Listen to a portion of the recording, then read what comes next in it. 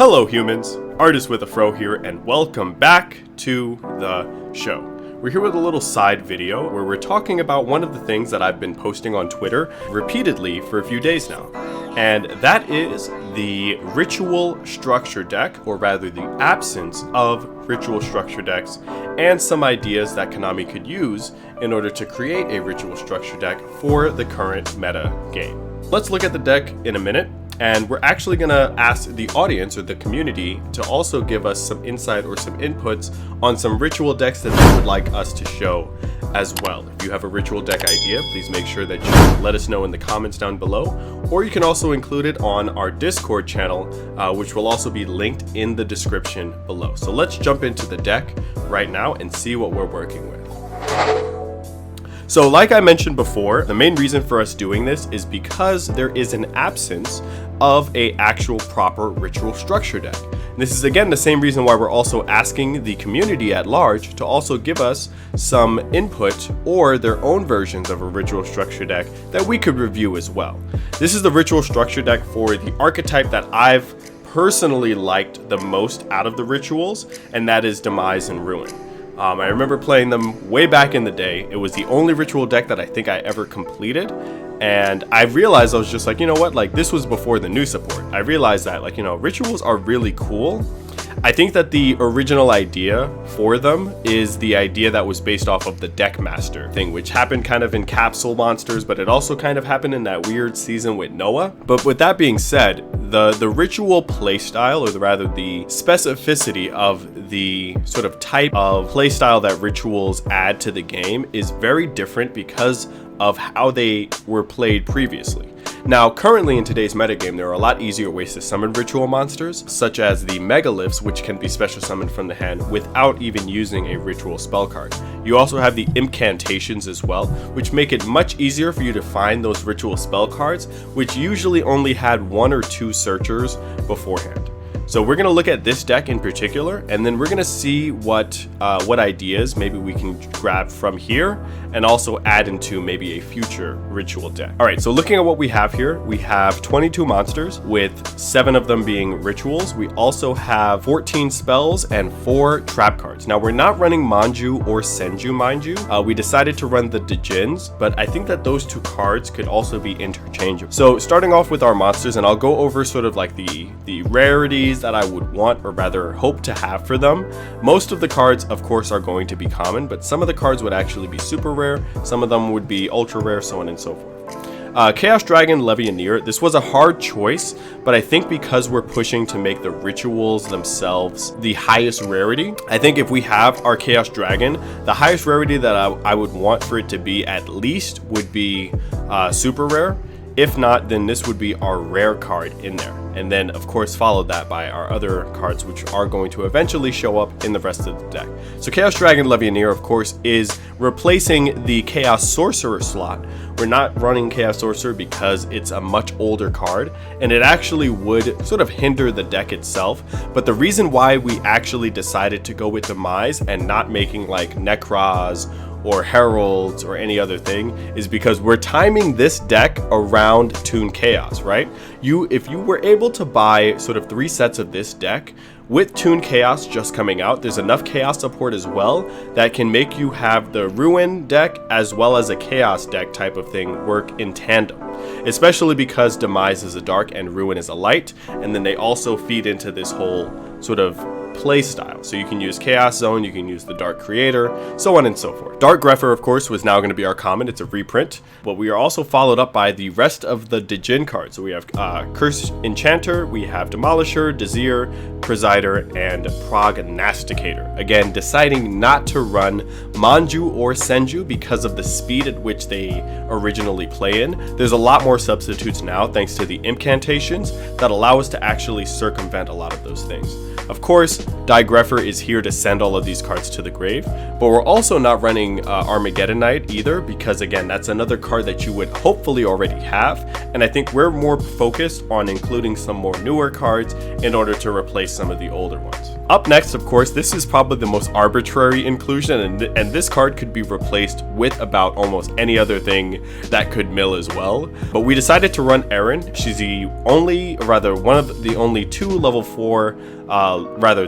4 light monsters that we have in the deck. She is going to, of course, mill off our cards, but she also has this cool defense position monster effect where she's able to send them back into the deck. So aside from that, there really isn't any other reason why she's in here. Lila, of course, would be a lot better, but we're not going to be that kind to people. We're just going to give him Erin. You know, we want to gauge the value of this structure deck while also not making it too easy for people to overcome. Of course, you would sub this out, probably running a Lila or a Raikou or your own other light monster that you could use. Of course, there are also the Chaos Dragons, which you can use as well. But again, there are endless possibilities for this deck. We just don't want it to substitute or even benefit decks that wouldn't necessarily run this light and dark chaos ruin deck that we have. Coming up with our first reprint, actually, we are reprinting Ghost Ogre, and this is again going to make the value of our deck a lot better. So as His Majesty is now following us, this is actually going to be a reminder as well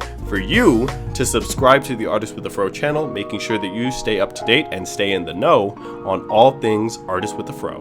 Right, so jumping back into the deck, of course, we are reprinting Ghost Ogre, just like how the Salamangreat deck reprinted Ash Blossom and made it a common. Ghost Ogre would have been the next card. Of course, you can say, oh, we should have done DD Crow, we should have done Effect Veiler, but again, we're going to keep it for Ghost Ogre because, again, she's the light card. She's going to be the next best hand trap, I would say, that we want to have here. And we don't really want to overflow or flood it too much with that many hand traps.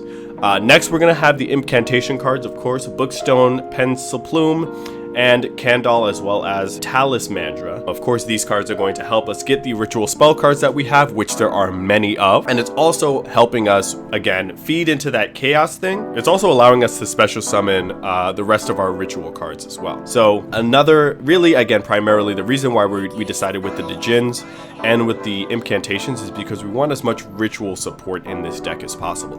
There's a lot of other substitutes we could use, but then that kind of like moves it more towards the chaos thing and less from the ritual thing. So we're trying to stay on rituals, but we're also like going with the supplementary support of the chaos engine, but we don't want that to override or overflow the ritual cards.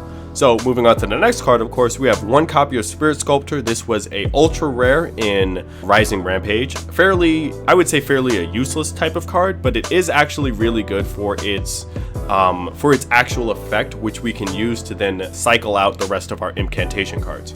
You basically tribute one monster and you get to special summon another monster with the same original attack and defense of that tributed monster. So we're able to summon all of these because they all have 0 effects, and then we can actually have them in the graveyard, which we can use for the rest of our ritual cards. Moving on to the last card that we have, Tragiodia, or as it is mostly pronounced Tragodia, is going to be in our deck as well. Tragiodia or Tragodia is a very interesting card, not only because of its ability to be summoned similar to Gore's Emissary of Darkness, but it also has the very interesting effect to change its level. And I think that that's the biggest reason why we are running this card, is because the main thing with rituals is that you of course need to special summon ritual monsters using monsters that equal the level of the card that you have. Of course, that's where the Djinns come in, because we can combine them and then have our ritual have extra effects on top of that. Or we can use the incantation cards, and then that's going to allow us to then even further on summon sort of the higher level monsters. But Tragiodia is going to help us also get those extra levels out, which we are going to need. Now we're running into, again, all of these other cards are common, right? So from Digreffer down to Tragodia or Tragiodia, these cards are all common now. Of course, Chaos Dragon Levianeer is our super rare, and then we're going to get into the rest of these cards, which will all have their own varying rarities as well. Demise Agent and Original Demise are both going to still be common as well. Again, these are the lower versions of our larger boy or a big boy. We want to make sure that they are, again, enforcing the extra rule of ritual summoning, and you want to make sure that you actually, use the cards that are in this deck. So these two are going to be rituals. We're going to move on to our first ultra rare, which is going to be our cover card, Demise, Supreme King of Armageddon. Of course, with Demise taking center stage of this, he has to be our main card. Of course, his effect being to destroy all monsters, again paying the 2,000 life points and then inflicting 200 for each card that your opponent controls. Moving on to the rest of the other commons, of course, Ruin and Ruin the Angel and Ruin the Queen are both going to finish off the rest of the, secondarily finish off the rest of the commons that we have, again supplementing the next card, which is going to be our rare, which is Ruin, Supreme Queen of Oblivion. So again, we have our ultra rare, our ultra rare, our super rare, and our rare. Again, those could actually be interchangeable with Chaos Dragon Levianeer and Ruin, Supreme Queen of Oblivion. Keep in mind, the reason why this is again kind of similar to a Chaos deck is because we are timing this ritual structure deck to come out around the same time that Toon Chaos is going to drop. If this was something for like Rise of the Duelist or another side set, then we would use something like Megaliths for Secret Slayers, and so on and so forth. And then finally, our last comment again is Seravis, the Ancient and Ascended, our last hand trap, or rather the second hand trap that's going to be in here, as well as our Ghost Ogre. Moving on to the spell cards. Again, common Allure of Darkness, common Ascending Souls. You kind of need some crappy cards, this is why Ascending Souls is in there. Breaking of the World, which will be the main ritual card for the Demise archetype. Then we also have a common Burial of Different Dimensions, and then Cycle of the World, which either could also be another super rare or rare card. It just depends on where we are going with this overall playstyle. Again, End of the World, the original, common card, followed by Fulfillment, Incantation, and Inception.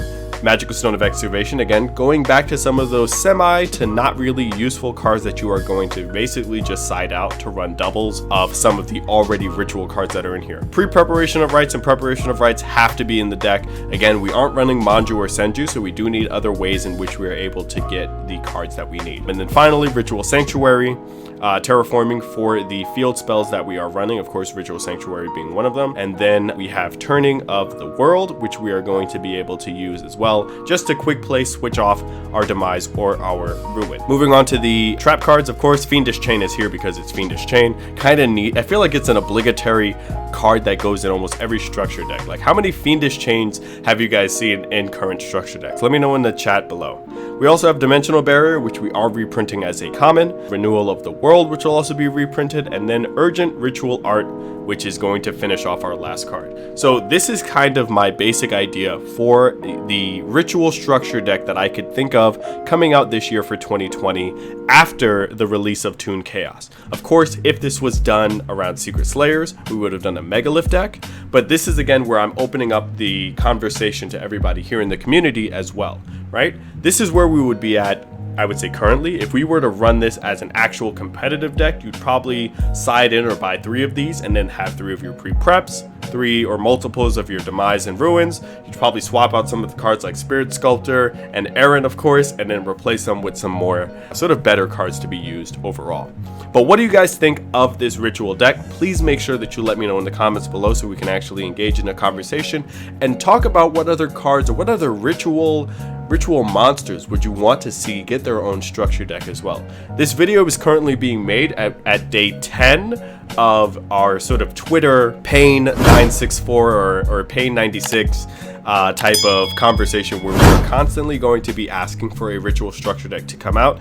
Of course, if one does come out, then we are basically done with what we had to do here. But I'd love to see some other ritual decks as well, so please make sure that you guys let me know what ideas you have in the Discord as well as the comment section below, and we can actually have some more ideas or some more reviews on some of the ritual decks that we have here.